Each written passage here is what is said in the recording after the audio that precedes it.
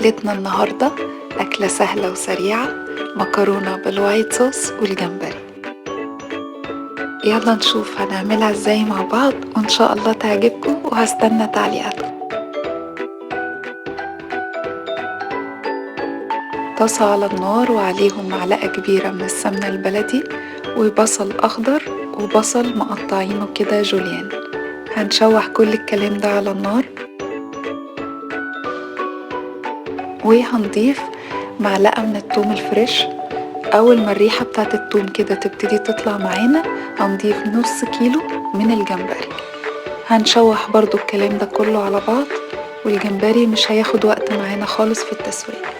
وبعدين هنضيف التوابل بتاعتنا، فلفل أسمر وملح ومعلقة من الكمون، وهنقلب كده كل الكلام ده على بعض. وبعدين هنضيف مكعبات من الطماطم صغير قوي أو الطماطم الشيري. هنقلب كده كل الكلام ده مع بعض، وهنضيف كمان ريحان فريش هنقطعه صغير ونضيفه بالشكل اللي قدام حضراتكم ده. طبعا ده بيديها طعم حلو جدا وبينقلها بجد في حتة تانية خالص.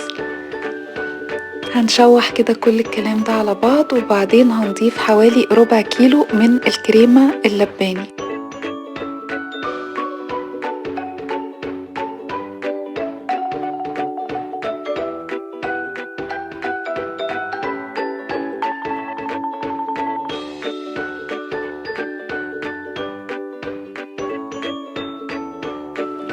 أول ما الصوص بتاعنا يتقل شوية كده ونقلب كل المكونات دي على بعض، هنضيف المكرونة بتاعتنا. أنا هنا استخدمت كيس واحد من المكرونة وضفته كده زي ما حضراتكم شايفين.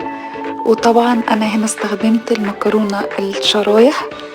ولو هنعمل المكرونة دي يا جماعة لما هنيجي نسلقها إياكم تكسروها، هنسلقها كده طويلة زي ما هي، وهنضيفها عشان بتكون شكلها شيك قوي في التقديم، وكمان بتبقى حلوة. يعني انتوا عارفين ان العين اكيد بتاكل قبل الفم.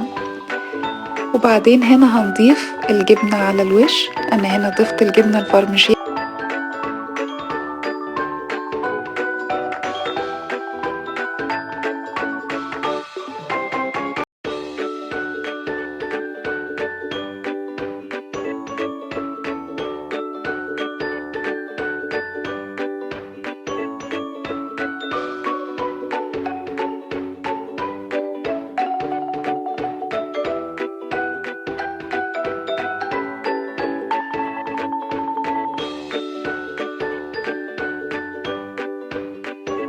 وبس كده خلصت وصفتنا النهاردة. يا رب تكون عجبتكم، أكلة حلوة وسريعة جدا وبألف هنا وشفا.